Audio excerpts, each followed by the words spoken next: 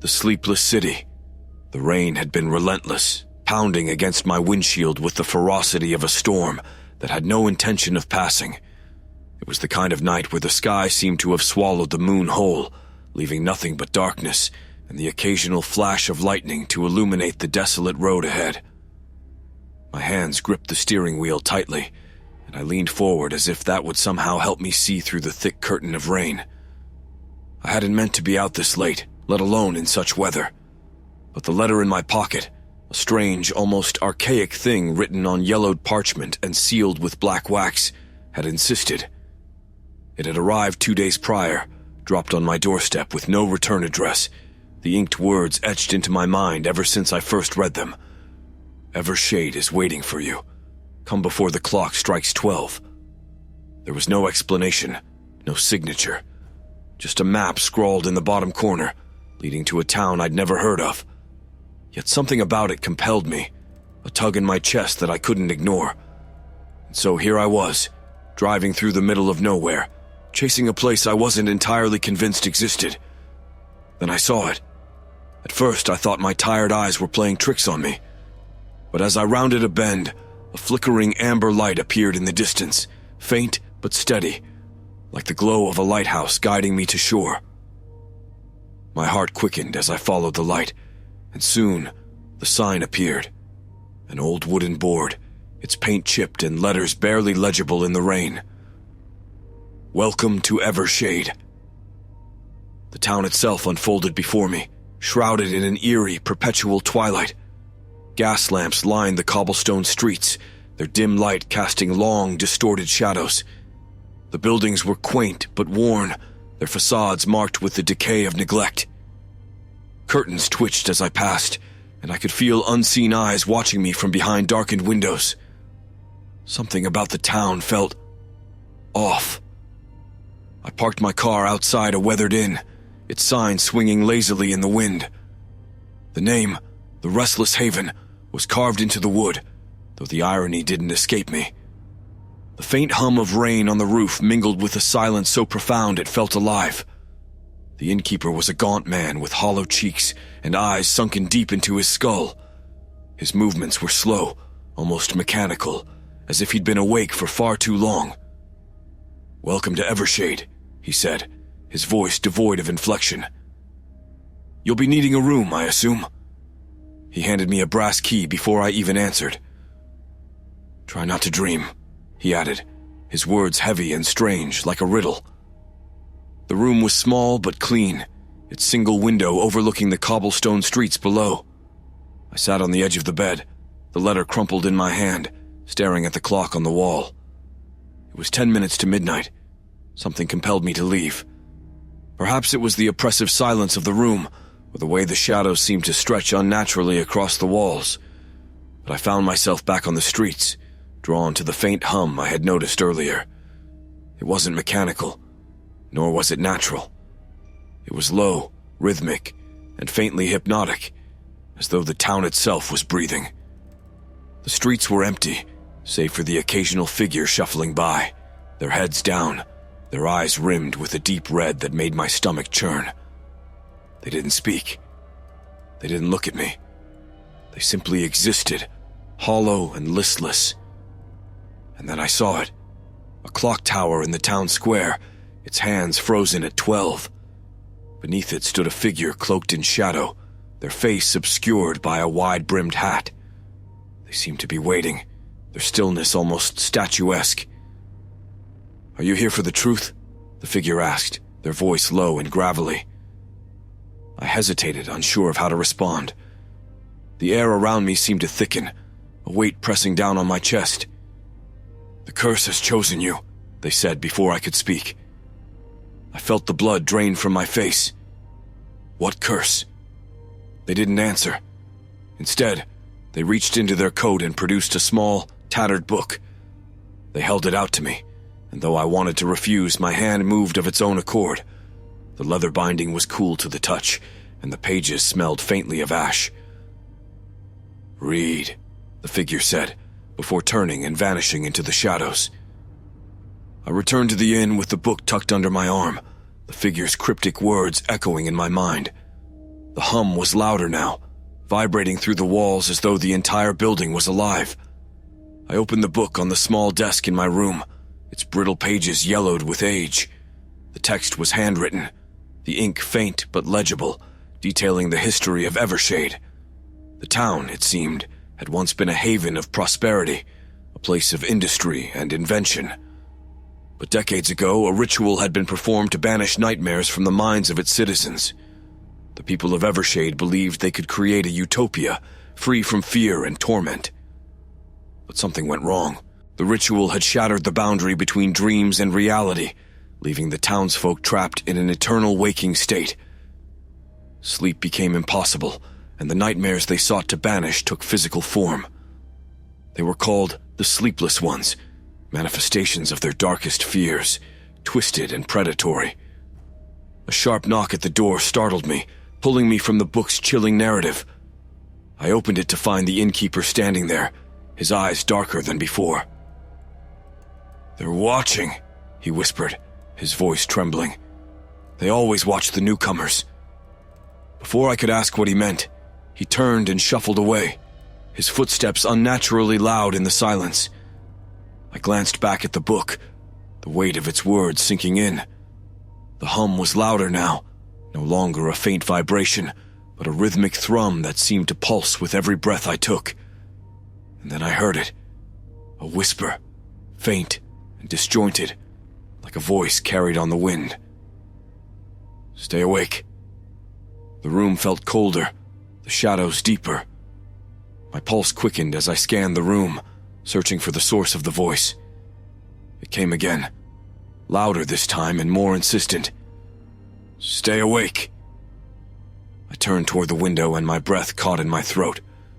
A figure stood in the street below, their head tilted unnaturally to one side. They were staring directly at me, their hollow eyes glinting faintly in the dim light. The book lay open on the desk, its pages fluttering as though caught in a breeze. The hum grew louder still, accompanied by more whispers, overlapping and chaotic, their words a cacophony of fear. I backed away from the window, my hands trembling.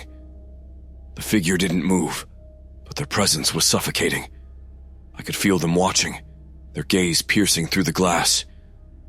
The whispers swirled around me, their words incomprehensible, yet filled with malice. The air seemed to thicken, the walls closing in.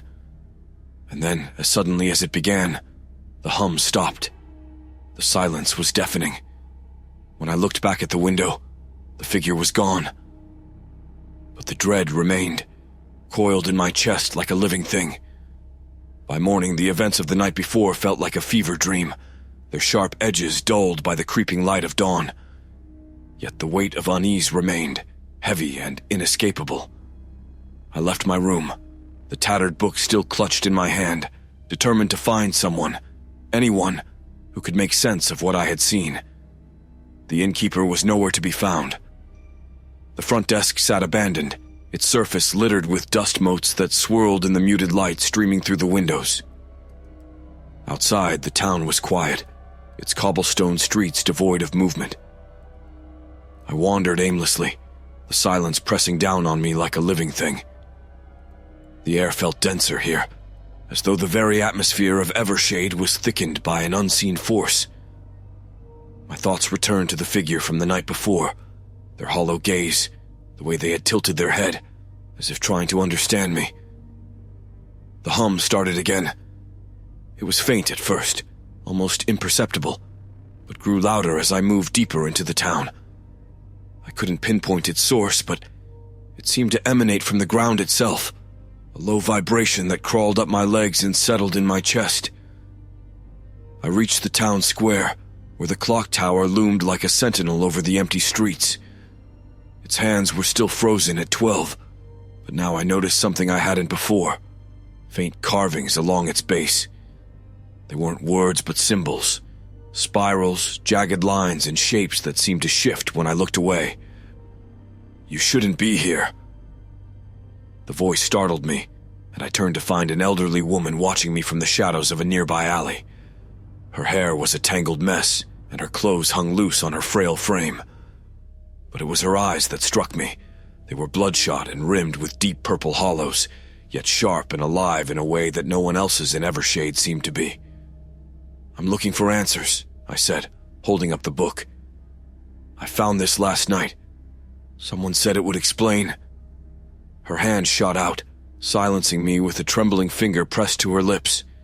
She glanced around nervously before beckoning me into the alley. "You're an outsider," she whispered. "That means you still have a chance."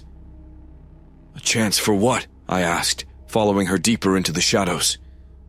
"To leave," she said simply, "before the curse takes hold."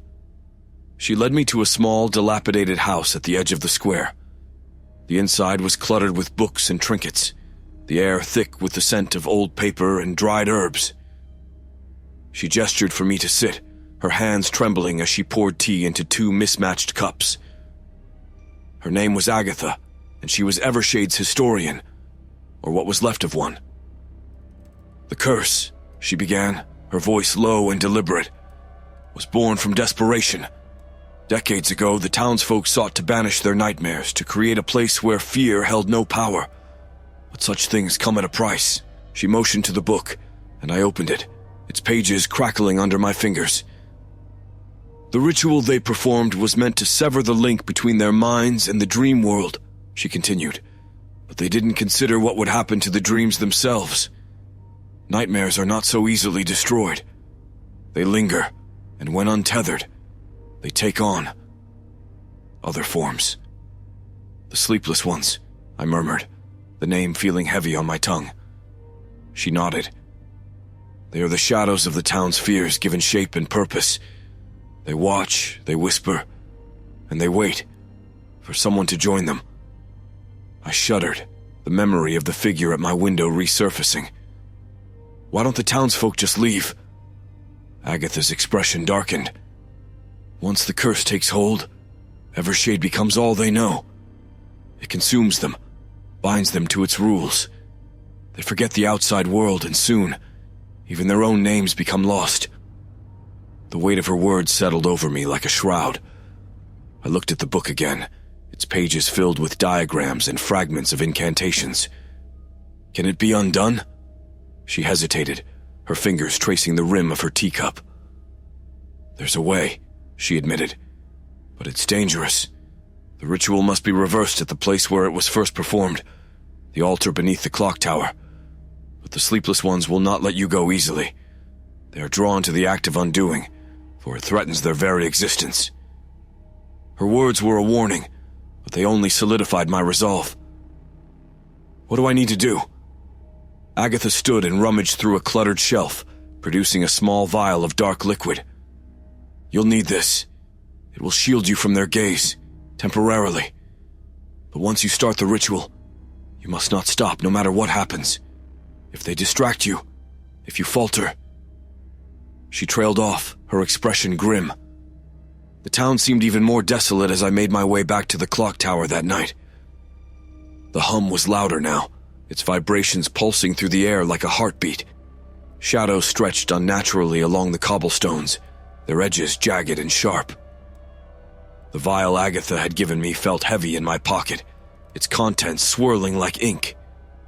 I reached the base of the tower where the carvings in the stone seemed to glow faintly in the moonlight. I uncorked the vial and poured the liquid over the carvings.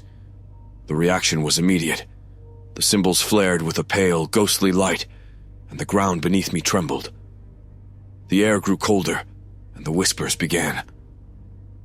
At first, they were faint, like wind rustling through leaves. But they grew louder, their words fractured and overlapping, seeping into my mind like poison. "Stay. Awake. Why? Leave. Join us." The first figure appeared from the shadows, its form indistinct and wavering, as though it were made of smoke. Then another emerged, and another, until the square was filled with them. The sleepless ones. They were human-shaped, but wrong. Elongated limbs, hollow eyes, and faces that twisted and shifted like reflections in disturbed water. They moved slowly, deliberately, their heads tilting in unnatural angles as they watched me. The ritual's words were etched into my mind from the book, but my voice shook as I began to chant. The sleepless ones moved closer, their forms flickering and stuttering like broken film. One of them reached out, its fingers impossibly long and thin, clawing at the air inches from my face. "Sleep," it whispered, its voice a low rasp that sent shivers down my spine.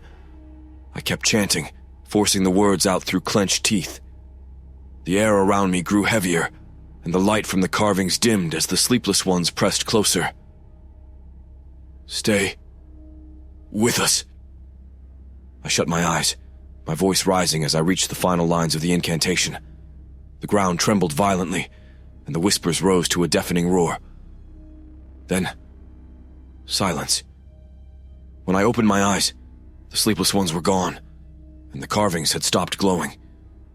The hum had vanished, replaced by an eerie stillness that settled over the square. But as I turned to leave, I felt it. That familiar gaze boring into me from the shadows. The curse was broken. But something told me Evershade wasn't finished with me yet.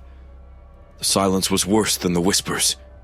It pressed against my eardrums, thick and unrelenting, as if the world itself was holding its breath.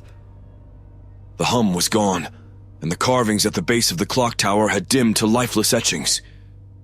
Yet the air felt wrong, heavier, colder, as though the sleepless ones had left behind a part of themselves.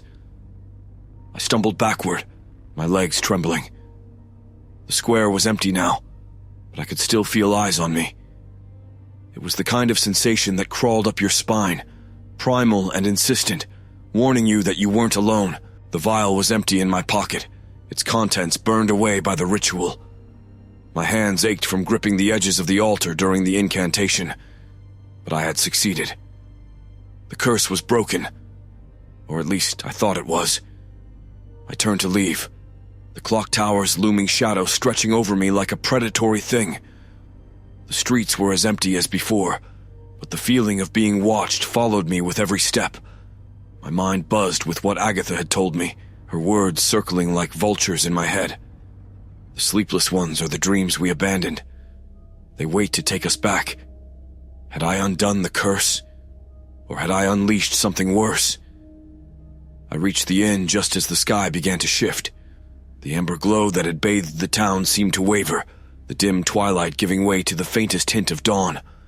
For the first time since I'd arrived, I could hear the chirping of birds, weak and hesitant, as if they were testing the air.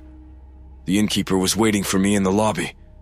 His hollow eyes were brighter now, though his face still bore the deep lines of sleepless exhaustion. "It's done then," he said, his voice rasping. It wasn't a question. I nodded. "I think so. The hum is gone. Things are gone." He gave a slow, deliberate nod, but said nothing more. He didn't offer thanks, nor relief. He simply shuffled past me, his footsteps faint and ghost-like, and disappeared into the shadows of the inn. The room felt different when I returned, as though the air had finally been allowed to breathe. I sat on the edge of the bed, staring at the window where I'd first seen the figure the night before. The glass was fogged, the outside world barely visible through the faint frost. As exhaustion tugged at me, my thoughts turned to sleep, a concept that had eluded the people of Evershade for so long. Had they dreamed of this moment? Of finally closing their eyes and slipping into oblivion? I lay back on the bed, my limbs heavy, my eyelids drooping.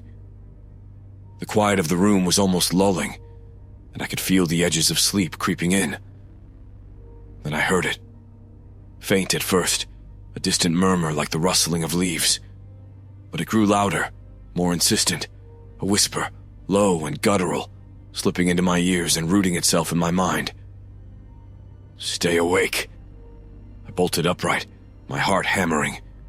The room was empty, the door locked, but the whisper had been real.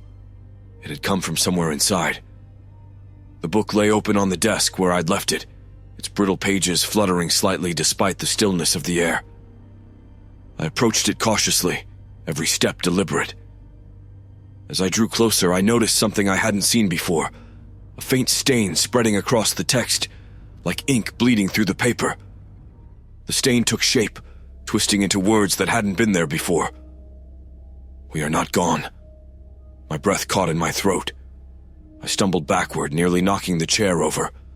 The whisper came again, louder this time, and unmistakably from the book. "Stay awake." The lights flickered, and the temperature in the room plummeted. Frost crept along the edges of the window pane, spiderwebbing across the glass with a crackling sound that set my teeth on edge. I turned toward the door, but I froze. A shadow was standing just inside the frame. It was tall, its head tilted at that same unnatural angle I had seen before, its hollow eyes glinting faintly in the dim light. The sleepless one didn't move, but its presence filled the room, oppressive and suffocating. The whisper wasn't coming from the book anymore. It was coming from it.